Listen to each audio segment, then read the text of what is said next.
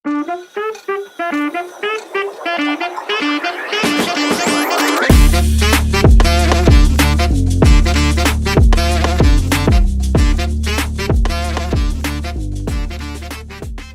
ini saya coba lanjutkan saja pembahasan di buku Habit is King karangan dari Arthur Jun. Jadi di pembahasan selanjutnya yang saya garis bawahi itu, jadi disclaimer dulu ya sebelum kita masuk kepada pembahasan ini kan sudah masuk kepada peran otak. Ketika membaca buku atau menerapkan kebiasaan-kebiasaan itu, contohnya adalah ketika membaca buku ini, ya saya coba terapkan apa yang sudah saya baca di dalam bukunya James Clear, yaitu Atomic Habit. Di situ ada panduannya, yang pertama itu make it obvious, ya kita jadikan itu terlihat. Makanya teman-teman kalau misalkan masuk ke kamar saya atau ke tempat-tempat yang mungkin berada di rumah saya, itu banyak buku-buku. Jadi bukan tergeletak dengan tercacar begitu saja atau tersia-siakannya, tapi buku saya taruh di kasur atau buku itu saya letakkan di tempat-tempat terdekat yang mungkin bisa saya akses, atau bukan cuma di kasur, bahkan di ruang tamu kadang saya sediakan buku. Jadi itu salah satu cara untuk kita itu membuat diri kita membentuk kebiasaan baru, memudahkan kita juga untuk membaca buku adalah dengan membuatnya terlihat. Jadi buku-buku terlihat. Kalau misalkan sudah terlihat, pasti mau tidak mau kita akan membaca. Kemudian yang kedua yang biasa saya lakukan adalah make it attracting. Jadi menjadikan itu menarik. Di antara cara saya itu untuk menjadikan membaca buku ini menarik adalah stabilo. Saya itu orangnya suka coret-coret, teman-teman. Jadi saya orangnya itu suka coret-coret. Jadi saya beli stabilo, bahkan di rumah saya itu stabilo mungkin kurang lebih 3. Ya bukan berarti saya harus membeli banyak ya, bukan berarti harus membeli banyak ya. Saya juga tidak menerapkan hal itu. Jadi saya nggak harus membeli banyak. Yang penting saya itu punya cadangan stabilo atau saya punya stabilo. Ya kadang ada stabilo yang saya bawa kemana-mana dengan bukunya juga yang saya bawa. Kadang juga ada stabilo yang saya sengaja letakkan di atas meja atau di atas kasur. Ada yang sebagai saya simpan gitu untuk cadangan. Jadi dengan adanya stabilo, menurut saya itu menarik banget ketika kita suka coret-coret. Tapi saya bukan orang yang pintar melukis ya. Jadi melukis saya jiwa artistiknya itu, seninya gak terlalu gitu, bukan lumayan tapi gak terlalu, nggak berbakat dan gak dianugerahi dengan hal itu. Meskipun ya saya yakini ketika setiap orang itu belajar dengan sungguh-sungguh, konsisten belajar, serius, dan caranya juga benar, pasti akan bisa meraih apa yang dia pelajari itu. Nah tapi saya nggak terlalu tertarik, karena kalau di buku Mindset the New Psychology of Success itu Carol S. Dweck itu menyebutkan bahwa memang sih setiap sesuatu adalah anugerah dari Yang Maha Kuasa. Jadi setiap orang itu bisa ini adalah anugerah dari Allah Subhanahu wa taala. Tetapi ada jalan supaya seseorang itu untuk meraih anugerah itu, yaitu dengan kita berlatih sungguh-sungguh atau berusaha keras untuk menguasai apa yang dia usahakan itu. Tapi ada satu yang benar-benar terlihat seperti anugerah, adalah artistik, jiwa melukis. Terkadang ada orang-orang tuh yang tanpa belajar sedikit pun tentang melukis, atau ada orang-orang yang dari kecil bahkan itu dia sudah suka melukis, sehingga dari bakatnya itu dorong dengan kebiasaan dia setiap hari melukis itu akan menjadi sempurna. Biasanya orang-orang yang pandai melukis atau yang sudah menjadi seniman yang kelas dunia atau menjadi orang pelukis yang sangat terkenal itu biasanya dia mencoba melukis dari kecilnya. Itu diantaranya kenapa saya itu menggunakan stabilo. Jadi salah satu menerapkan teori make it attracting, dan juga saya biasanya itu make it easy. Saya gunakan teori menjadikan membaca buku itu mudah. Artinya saya tidak paksakan saya harus membaca 10 halaman, saya tidak paksakan diri untuk membaca bahkan sampai 50 halaman atau bahkan sampai selesaikan satu buku secara maraton ya, kecuali kalau misalkan saya lagi kayaknya enak banget nih baca terus nih. Kalau misalkan saya lagi kosong waktunya, sehingga saya tuh enak banget, nyaman banget kalau saya terapkan ini untuk membaca terus. Ya oke lah kalau seandainya kita mungkin mempunyai kebiasaan seperti itu, atau mungkin kita mempunyai waktu-waktu yang seperti itu, ya oke. Tapi kalau misalkan untuk memulai kebiasaan baru, itu teman-teman coba permudah kebiasaan baru tersebut. Jadi kalau misalkan membaca buku ya nggak harus 10 halaman atau 100 halaman, nggak perlu. Bukan nggak perlu ya, perlu, tapi nggak harus 10 halaman, nggak harus itu. Kalau misalkan teman-teman itu hanya bisa dalam satu waktu itu hanya membaca buku 2 halaman, it's okay, nggak apa-apa. Yang penting kamu itu ya paling enggak itu membaca. Oh kalau seandainya saya di luar kota tidak membawa buku, nah ini diantaranya kendalanya kenapa kita itu susah ketika di luar kota membaca buku. Kalau saya pribadi ketika di luar kota atau pergi kemanapun, biasanya saya bawa buku satu yang mudah dibawa gitu. Gak harus misalkan saya lagi fokus nih kepada buku sejarah. Biasanya buku sejarah itu kan gede-gede, teman-teman. Buku sejarah itu kan biasanya gede-gede. Kita kalau misalkan mau membawa buku yang gede-gede itu kan susah kalau keluar kota. Alasannya adalah aduh ini berat segala macam. Ya gak usah bawa buku yang gede-gede. kita sediakan juga buku-buku kecil. Atau misalkan sesimpel kalau misalkan kita sudah pernah membaca buku yang kecil ini, kemudian kita hanya punya buku itu, ya apa dibawa lagi, dibaca lagi nggak apa-apa, karena setiap apa yang kita baca berulang kali itu akan lebih melekat di dalam otak kita. Itu sesimpel itu. Dan juga make it satisfying, jadikan itu memuaskan. Biasanya kalau misalkan kita membaca buku lagi males, atau misalkan saya membaca buku sudah selesai, kan teman-teman kayak saya dapat apa ya gitu. Kalau misalkan tidak secara langsung, biasanya untuk momen itu kan berat. Jadi ya mungkin perlulah reward kecil-kecilan, membeli hadiah kecil-kecilan. Oh, kalau misalkan saya bisa menyelesaikan buku ini, nanti saya beli mie ayam. Atau misalkan itu kan tergantung kesadaran diri. Kesadaran diri itu maksudnya bukan saya sadar, enggak, maksudnya saya tahu kemampuan saya itu seberapa. Kalau misalkan kita hanya mampu untuk memberikan mie ayam atau memberikan seblak, itu nggak apa-apa, lakukan, nggak perlu gede-gede. Jadi reward itu nggak harus besar-besar, nggak harus tas yang branded, sepatu yang berlogo, atau nggak harus menggunakan sesuatu yang memberatkan sekali kepada kita. Itu nanti kita belum pintar tapi kita udah miskin. Jadi kita harus membiasakan diri dengan kesadaran diri kita sendiri. Jadi kita sadar diri lah, sadar diri, bahasa agamanya itu kita sadar diri kemampuan kita sampai mana gitu. Itu kalau masih mencoba memulai. Tapi kalau misalkan kita sudah terbiasa, kayaknya nggak masalah deh kalau misalkan saya membaca buku satu ini sampai selesai juga, misalkan 300 halaman, 400 halaman, 500 halaman, nggak diwertin, nggak dikasih sesuatu hadiah, nggak dikasih hadiah juga nggak masalah, oke banget. Justru yang bagus itu kayak gitu. Kalau seandainya kita itu sudah terbiasa, kita pasti akan datang di fase itu. Kita nggak perlu mengharapkan apapun, karena dari kita buku itu sendiri adalah reward bagi diri kita. Pengetahuan yang kita baca itu sebenarnya sudah reward gitu. Apalagi kalau misalkan kita sudah menyelesaikan satu buku ini, kemudian dikasih hadiah untuk diri kita sendiri itu, atau dari orang lain kepada diri kita sendiri itu dengan buku lagi, itu lebih keren banget. Itu rewardnya itu keren banget gitu. Oke, saya mau melanjutkan pembahasan ini. Lanjutkan di Habit is King.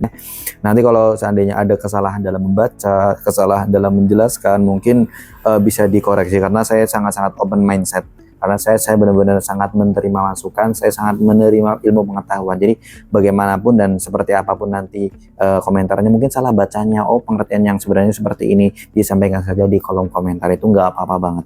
Oke, yang pertama itu peran otak dalam pembentukan kebiasaan adalah ada striatum. Nah, striatum ini seperti pusat kendali yang memainkan peran kunci. Striatum itu seperti zat kimia yang membuat kita itu puas. Jadi striatum itu melepaskan dopamin sebagai respon ketika kita melakukan kebiasaan baru. Ya contohlah kalau seandainya kita itu kebiasaan baru yang kita lakukan adalah membaca buku, atau kebiasaan baru kita adalah menulis, di situ akan ada respon rasa puas dari striatum ini, zat kimia yang dikirimkan.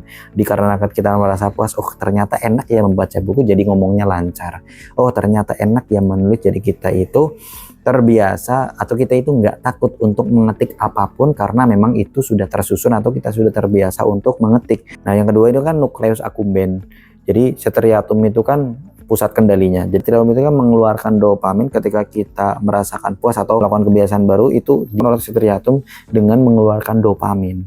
Nah nukleus accumbens juga hampir sama di sini, itu menerima dopamin dan membuat Anda merasa senang. Jadi mengeluarkan dopamin striatum, kemudian yang menerima itu nukleus accumbens. Jadi otak kita akan merasa senang ketika kita melakukan kebiasaan baru atau kebiasaan yang menghasilkan rasa puas pada diri kita, itu diterima oleh nukleus accumbens. Yang ketiga ini adalah hipokampus yang bertanggung jawab. Jadi hipokampus itu kalau di sini itu yang bertanggung jawab untuk menyimpan ingatan yang sudah dilakukan dari kebiasaan baru tersebut. Jadi kalau misalkan kita terkadang suka atau ingin melakukan kebiasaan yang dulunya atau pernah kita lakukan, meskipun itu satu kali, itu teringat dalam memori kita. Nah ingatan-ingatan itu dari melakukan kebiasaan itu tugas dari hipokampus. Tugas dari hipokampus itu untuk menyimpan ingatan dari kebiasaan baru yang kita lakukan. Keempat ini adalah prefrontal cortex. Nah di sini tugas prefrontal cortex itu untuk pusat pengambilan keputusan. Kendalian diri, pengambilan keputusan itu tugas dari prefrontal cortex. Jadi yang pertama itu ketika kita melakukan kebiasaan baru atau melakukan kebiasaan apapun, itu kan ada rasa puas yang dikeluarkan oleh striatum, diterima oleh nukleus accumbens, diingat oleh hipokampus. Setelah itu baru Dari ingatan-ingatan itu, dari rasa puas yang sudah kita ingat itu oleh hipokampus, kita baru masuk kepada tahap prefrontal cortex. Ketika kita mencoba melakukan itu di masa mendatang, kita akan selalu ingat dengan apa yang sudah kita lakukan, kepuasan apa yang kita dapatkan ketika kita melakukan itu. Di masa mendatang, prefrontal cortex ini yang mengendalikan kita, apakah kita akan melakukannya atau tidak. Makanya itu saya sering wanti-wanti kepada diri saya sendiri dan kepada siapapun, hati-hati dengan apa yang kita konsumsi sehari-hari. Maksudnya konsumsi ya bukan hanya sekedar makanan saja, tapi kebiasaan yang kita konsumsi, khususnya mulut ketika berbicara atau mata ketika memandang itu harus diperhatikan. Jangan sampai kita itu mengkonsumsi yang konten-konten yang brain rot, tayangan-tayangan yang bisa merusak otak kita, atau yang sering disebutkan oleh beberapa dokter itu adalah video porno. Jadi seseorang itu melihat video porno itu biasanya berlebihan, makanya ada dopamin yang terlalu banyak dikirimkan ke prefrontal cortex. Itu teringat kepuasannya seperti apa, itu rasanya seperti apa, rasa senangnya seperti apa. Dari situ nanti prefrontal cortex terlalu penuh dopamin, akhirnya susah untuk mengendalikan diri. Prefrontal cortex akan cenderung untuk memilih hal yang itu, padahal itu adalah pembusukan otak. Itu hati-hati betul. Saya sarankan teman-teman kalau seandainya mau membaca lebih luas tentang habits, bukan cuma membaca Habit is King ya, ada Atomic Habit, ada The Power of Habit, itu yang ditulis oleh Charles Duhigg, juga itu sangat-sangat bermanfaat. Di situ juga diterangkan tentang bagaimana cara kerja emosi dalam membentuk kebiasaan kita. Ini ada kata-kata dari Arthur Jones yang bunyinya, emosi adalah pendorong terkuat dalam hidup kita. Terkadang dengan emosi itu orang itu bisa melakukan apapun. Dengan adanya emosi, terkadang seseorang itu akan melakukan kebiasaan yang baik dengan secara terus-menerus, atau mungkin dengan emosi itu seseorang itu akan tanpa kendali untuk melakukan kebiasaan buruk dengan terus-menerus. Makanya kan kalau seandainya kita itu ingin melakukan keburukan, kemudian itu dilandasi dengan emosi, itu pasti akan dilakukan dengan sangat serius. Begitupun ketika kita akan melakukan kebaikan dengan landasan emosi, maka kita juga kemungkinan akan melakukan itu dengan sangat serius. Biasanya kalau seandainya dalam kasus ini tuh, misalkan ada seseorang yang dicaci maki karena miskin, karena bodoh, kemudian dia itu ingin berubah, saya ingin menjadi orang pintar, saya ingin menjadi orang kaya. Di situ kan ada peran emosi yang main, ada rasa dendam yang sudah ada di otaknya, sehingga dia itu sangat-sangat serius untuk mengejar impiannya supaya bisa membuktikan. Nah, di situ peran emosi itu sangat penting. Tapi saat kita mendapatkan caci maki, kemudian kesimpulan yang ada di otak kita adalah saya harus balas dendam, saya harus bunuh dia. Akhirnya muncul rencana-rencana buruk. Di situ sangat-sangat berbahaya. Nah, sekarang bagaimana sih cara kita menggunakan emosi ini untuk kekuatan atau bahan bakar dalam kita itu membentuk kebiasaan yang positif? Pertama di sini adalah kita menyadari dan mengidentifikasi emosi yang muncul saat kita berhadapan dengan kebiasaan tertentu. Ini perlu kita ada kesadaran diri ketika kita emosi itu biasanya dalam hal apa. Misalkan kita sedang mendapati ada orang tua kita dicaci maki, pasti emosi ya di situ ya. Itu salah satu bagaimana cara kita itu mengidentifikasi dan menyadari emosi yang ada dalam diri kita itu dalam keadaan seperti apa. Yang kedua itu sebenarnya hampir mirip, kita perlu menelusuri akar penyebab emosi tersebut. Nah, kira-kira akar daripada kita emosi itu apa sih? Kenapa kok kita bisa emosi? Kadang-kadang kita menghadapi anak kecil, anak kita atau saudara kita yang masih kecil itu emosi. Sebenarnya esensinya kita emosi itu apa? Karena apa kita emosi? Itu terkadang kita dicaci maki anak kecil, dasar bodoh gitu misalkan, karena dia masih kecil, dia mencaci kita. Kita emosi kepada anaknya, kemudian kita berbuat kekerasan kepada anaknya, itu sebenarnya kurang tepat. Seharusnya kita itu mengidentifikasi, kenapa sih saya bisa emosi di sini?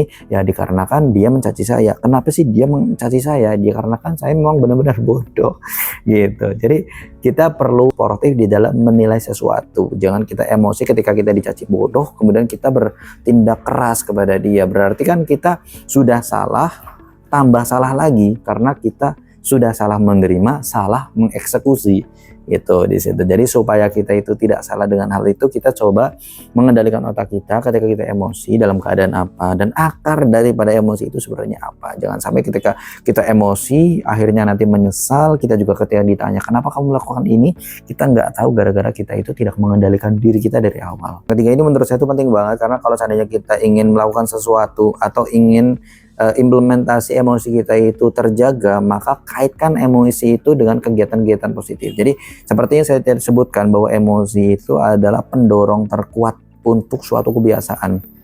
Jadi kalau kita memanfaatkan emosi itu pada kegiatan-kegiatan yang positif, itu juga hasilnya akan positif. Tapi kalau seandainya kita memanfaatkan emosi itu untuk perbuatan-perbuatan yang negatif, itu juga hasilnya akan negatif. Jadi kuncinya adalah kaitkan emosi kita dengan kebiasaan-kebiasaan yang positif. Contoh, kalau seandainya kita lagi stres, biasanya kan orang kalau lagi stres kan emosi, atau misalkan orang kalau lagi banyak pikiran kan emosi. Kaitkan emosi itu dengan kebiasaan-kebiasaan yang positif. Contohnya kalau saya itu biasa, itu kalau misalkan lagi lumayan stres atau banyak pikiran, biasanya saya itu alihkan ini untuk membaca buku. Jadi kalau misalkan saya sedang gagal atau saya tidak mendapatkan sesuatu yang saya inginkan, biasanya saya di dalam hati itu, tenang saja, nanti saya pulang baca buku. Biasanya saya kaitkan adalah ketika saya emosi, ketika lagi stres, kemudian saya muncul atau tersulut emosinya, maka yang saya lakukan adalah saya kaitkan dengan kegiatan-kegiatan yang positif. Sama seperti gabut, teman-teman. Jadi sama seperti gabut, atau kalau dalam bahasa agama itu namanya fatroh atau futur. Fatroh atau futur, biasanya kan orang tidak melulu semangatnya itu naik. Jadi terkadang ada lemesnya, ada malesnya. Meskipun pertama itu membara sekali, dia udah punya dendam, dia membara sekali ingin melakukan kegiatan ini. Pokoknya saya harus kaya, saya harus kerja terus dan segala macam. Pasti akan ada waktu kamu itu malas. Pasti akan ada saat semangatmu itu down, turun di situ. Nah, di situ ketika kamu gabut atau ketika kamu lagi malas, jangan sampai emosi ini emosi ini kamu kaitkan kepada perbuatan yang negatif. Lagi malas, lagi stres, ngerokok lagi malas, lagi stres, minum minuman keras, lagi malas, lagi stres, saya nonton video porno. Itu sesuatu yang salah. Kalau misalkan lagi gabut, emosi di situ main, stres, gabut, malas, down, semangatnya itu down, kaitkan dengan kegiatan yang positif. Contoh baca buku. Kalau saya lagi malas, saya cobalah nonton podcast edukasi. Kalau misalkan saya lagi malas, lagi gak baca buku juga, kalau itu gunakan untuk nonton video-video podcast. Itu yang edukasi. Kalau kata Arthur Jun itu, setiap langkah kecil untuk menuju kebiasaan-kebiasaan baru yang positif itu adalah selangkah yang layak untuk kita ambil. Contoh, ketika teman-teman itu belum punya kebiasaan baru yang positif, artinya saya tidak menjudge ya. Artinya misal setiap harinya itu kebiasaannya masih buruk, kalau lagi gabut dia scroll, kemudian kalau lagi gabut dia cuma melamun. Ketika kita punya bisikan, punya motivasi, atau mungkin ada teman yang mengajak untuk menuju ke kebiasaan yang baik, maka ambil. Itulah sesuatu yang layak untuk diambil. Karena mau tidak mau kita terus akan menghadapi kehidupan yang sosial. Artinya kita akan selalu dihadapkan dengan faktor eksternal dan faktor internal. Ketika kita menghadapi hal itu dan kita tidak punya kualitas dalam diri kita, pasti kebanyakan kita akan menghakimi faktor eksternal. Kita tidak mengendalikan faktor internal kita. Tapi ketika kita terbiasa untuk fokus kepada diri kita, introspeksi, belajar, upgrade diri, maka ketika kita dihadapkan dengan sesuatu yang sangat menjengkelkan dari faktor eksternal itu tidak masalah banget. Nothing problem gitu ya, bukan sesuatu yang menjadi problem berat, karena saya akan fokus pada diri sendiri. Kalau misalkan saya menghadapi hal yang buruk, tenang aja, saya bisa baca buku, saya bisa tingkatkan skill, saya bisa memperbaiki diri terus, meningkatkan kualitas, sehingga saya akan bisa banyak peluang untuk meraih hal-hal yang saya inginkan. Kali ini cukup dulu untuk review buku Habit is King, yang mudah-mudahan bisa bermanfaat, dan sampai jumpa di video edukasi saya berikutnya. Thank you and see you, bye-bye.